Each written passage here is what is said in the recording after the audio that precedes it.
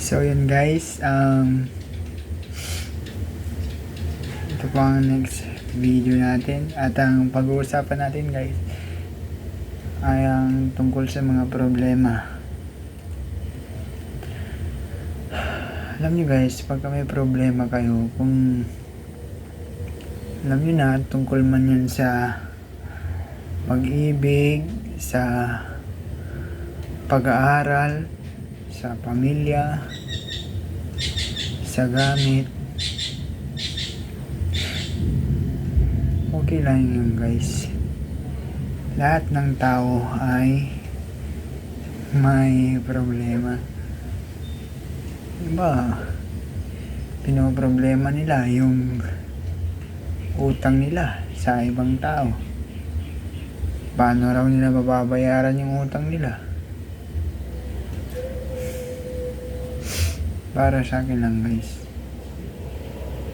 the best way para hindi ka makaramdam ng lungkot sa tuwing may problema tayo is acceptance. Tanggapin natin na yun, nangyari na, wala na tayong magagawa. Mag-move on na lang tayo. Minsan kasi guys, kaya tayo nalulungkot.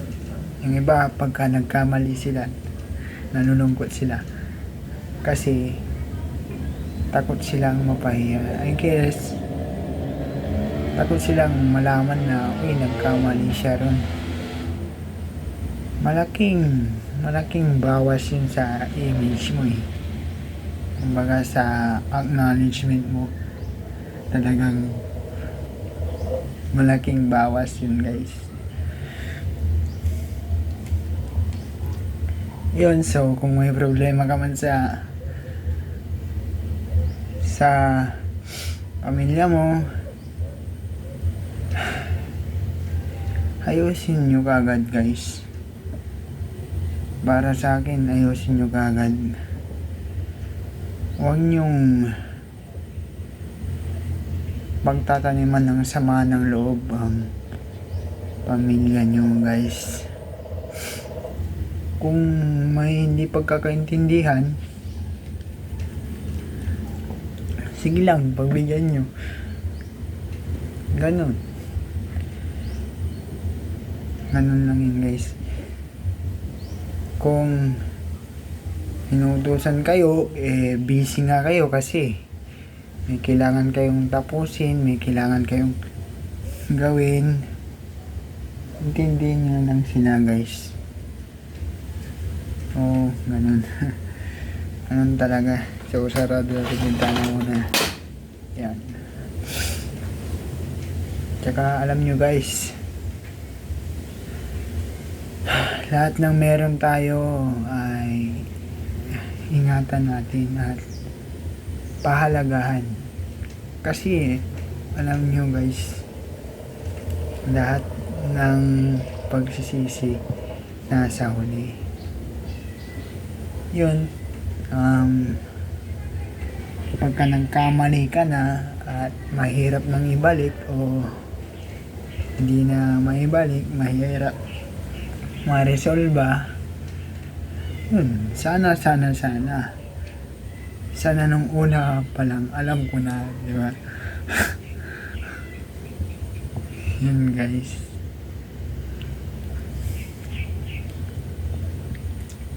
Tsaka kahit anong bagay guys, kahit cellphone, kahit laptop pa yan, kahit TV, kahit sing-sing, pagka wala silang damage, okay lang, sige lang, go lang ng go, di ba? Hindi pa nawawala, go lang ng go, wala pa tayong pagsisisi.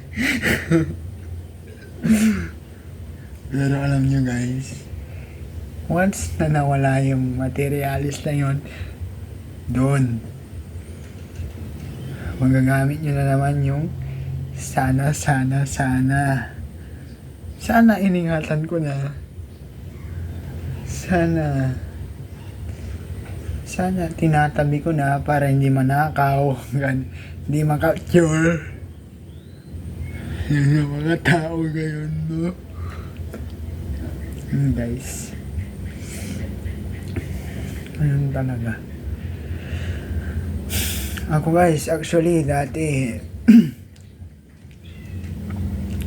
ang tigas ng ulo ko guys. Ang tigas.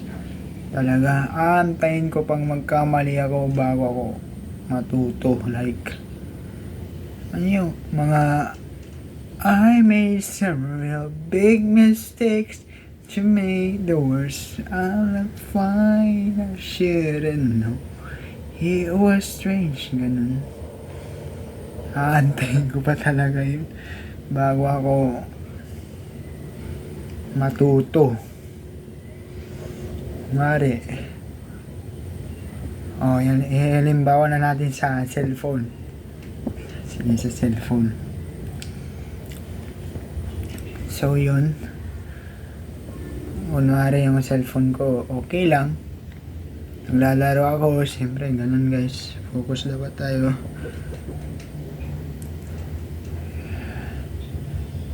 Pagka hindi pa nababagsak, hindi pa nasisira, laro lang ng laro. Tapos pagka nasira na yung cellphone ko, siyempre, hindi rin natin maiwasan na maging pabaya tayo minsan. Mahulog mo sa tubig dahil nga hindi ka nakapokus sa kaligtasan ng cellphone mo. Yun. Another problem na naman guys. So, imbis na hindi na kayo magkaroon ng problema sa materialis, nagkakaroon tayo ng ganun kasi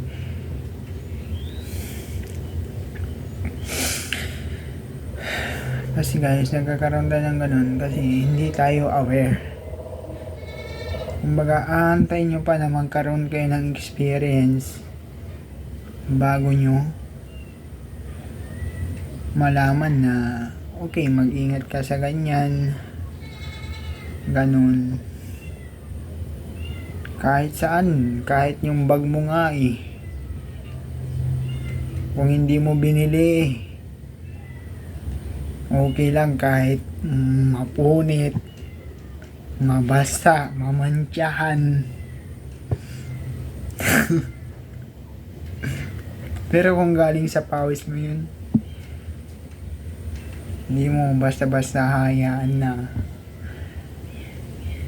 masira yun guys. Hindi mo basta-basta hayaan na sige ganito, ganyan. Okay na, kahit na ganun.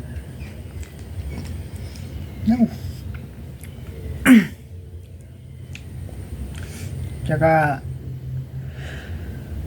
lumipat tayo ng guys. Pagdating naman sa pag-ibig.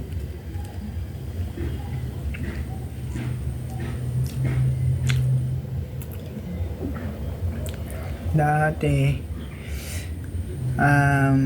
may gusto akong tao guys. May gusto akong tao. Pero yung taong gusto ko na yun ay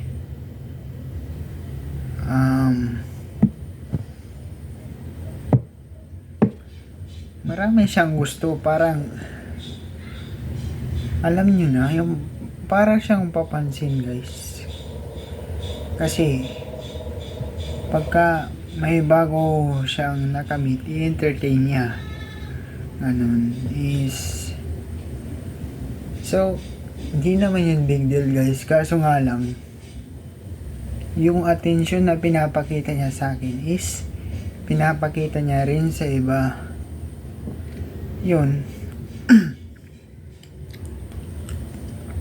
Halimbawa, minsan nga yung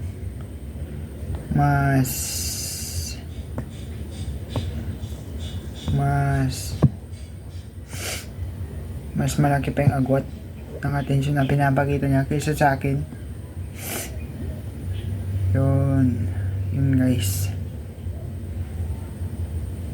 Halimbawa, Minsan nga, kahit bagong kamit up pa lang niya guys, gusto na nang tabihan sa magsama sila sa kwarto, ganun. So personal guys, pero sinasabi ko lang sa inyo. Tsaka alam nyo guys, sabi nga nila, kung hindi ka pares, wag pilitin. Kumbaga, ilimbawa na natin sa tornilyo guys. So ikaw, ang size mo, sabi na natin 13, tapos yung napili mo na nut ay 15, maluwang or malaki ka masyado guys. Huwag kayong mag-green mind guys, pinapaliwanag ko lang. So yun, ganun guys. Hanapin nyo yung compatible sa inyo, yung kayang sumuporta sa tuwing may mga problema kayo. Hanapin nyo yun. Oo guys, hanapin nyo yun at pahalagaan nyo yung mga taong nariyan kapag hindi mo na kayang mga challenges. Nariyan sila para sumuporta sa'yo. Napakaswerte mo na nun. Kasi bihira lang ang magkaroon ng ganun. Actually. Tsaka pagdating naman sa mga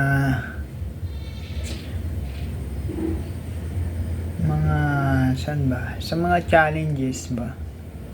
Sa buhay natin guys, hindi natin kontrolado eh. Minsan matutukso ka talaga, baguhin nyo kagad yung isip nyo pag ganun guys. Isipin nyo na may kailangan kayong maabot, gusto kayong marating, may pangarap kayo sa buhay. Yun ang isipin natin palagi guys. Tsaka payo ko rin sa inyo guys,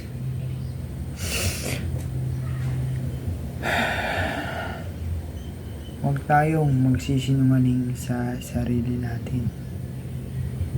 Sabihin natin yun, sabihin natin anong paborito mong ulam, tuyo, o anong maliron. Tuyo ang paborito kong ulam eh. Ikaw ba, chicken joy o? Huwag mong isasatisfy yung tao na nagsinungaling ka naman sa sarili mo guys. Promise, proven and tested yan. Huwag tayong magsisinungaling sa sarili natin. Pangalawa guys, kailangan bukas lagi ang mata natin. Mahirap tong ma-master ng agad-agaran guys. Minsan kailangan nyo pang ma-experience bago nyo ma-realize. Ito kasi guys, ganito yun eh. Lahat ng nakikita natin na dumarating sa atin, parang blessings ba kung tawagin, is pahalagahan natin guys.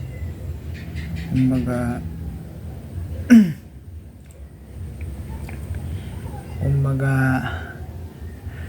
lagi tayong magpapasalamat na uy, meron pala akong ganito. Ingatan mo. Ibig kong sabihin is huwag kang pabaya. Isang maliit lang naman na disiplina yun guys.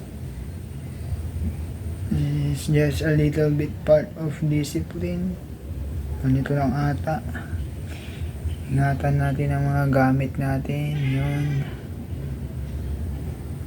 Mahalin natin ang pamilya natin.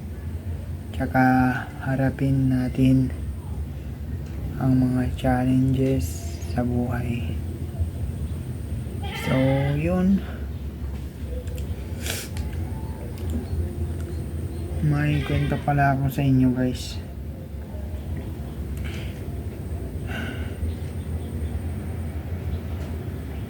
Pagka nagbabago na kayo, so yun, gusto niyang baguhin yung sarili nyo, yung personality nyo, yung character nyo. Kung gusto nyong gawin yun guys, is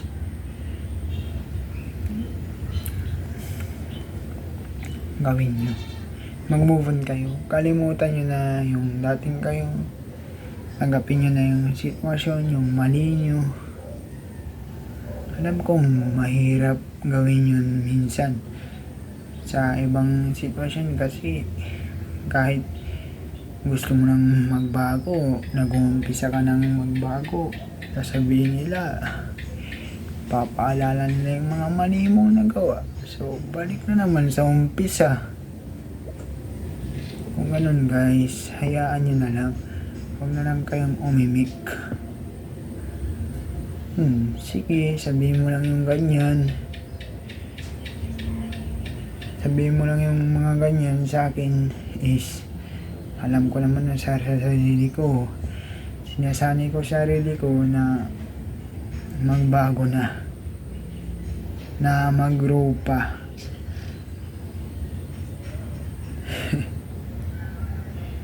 Mahirap yan guys.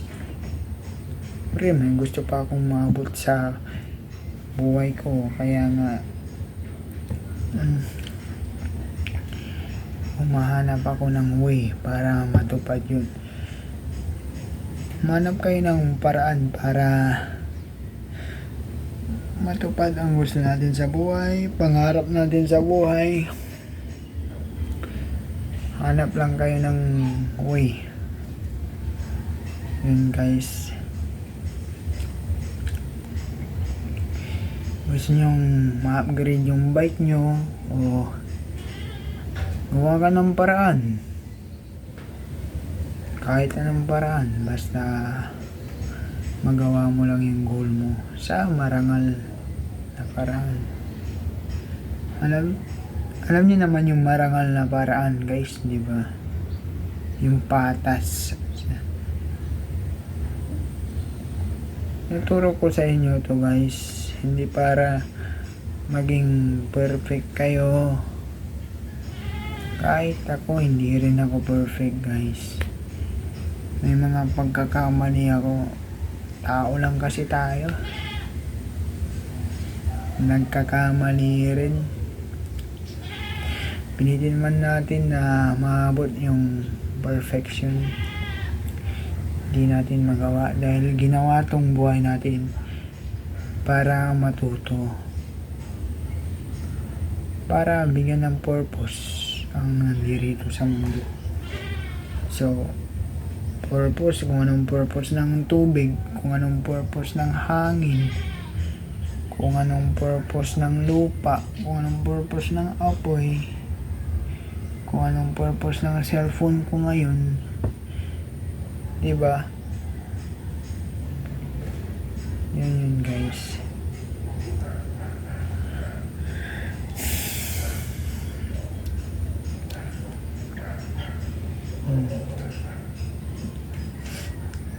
Tsaka alam nyo guys, walang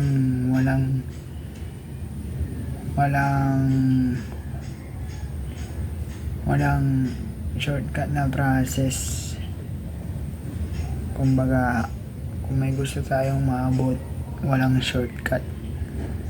Hindi pwedeng sabihin natin na magic na gusto ko nang magkaroon ng ganyang materyales, tiyaran!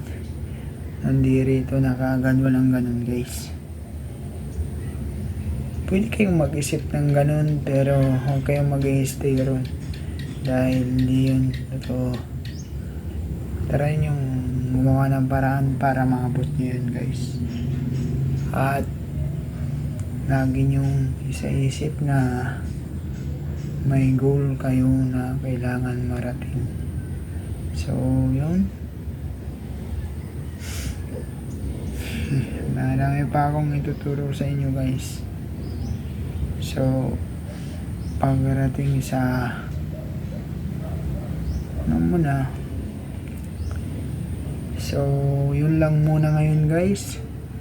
Sana marami kayong natutunan sa video na to.